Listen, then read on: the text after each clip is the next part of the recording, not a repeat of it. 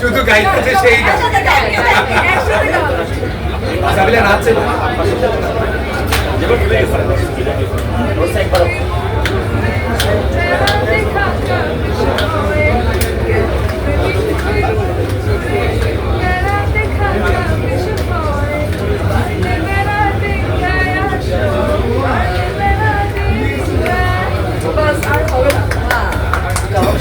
ঠিক আছে